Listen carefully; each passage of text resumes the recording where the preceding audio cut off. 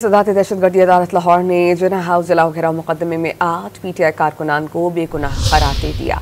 इंसदादी दहशतगर्दी अदालत के एडमिन जज मंजर अली गुल ने केस की समाअत की। बेगुनाह करार पाए जाने पर मुल्जिमान के वकला ने अबूरी जमानत वापस लेने की दरख्वास्त देने की इस्तदा की, जिस पर अदालत ने जमानत वापस लेने की बुनियाद पर निपटा दी। पुलिस के मुताबिक हाजरा न्यासी, फातिमा हैदर, बीना जीशान और रुखसाना नबी से तफ्तीश का अमल जारी है। अदालत ने हाजरा न्यासी समेत दीगर की अबूरी जमानत में 15 जनवरी तक तौसी कर दी है और दलाइल भी तलब कर लिए हैं।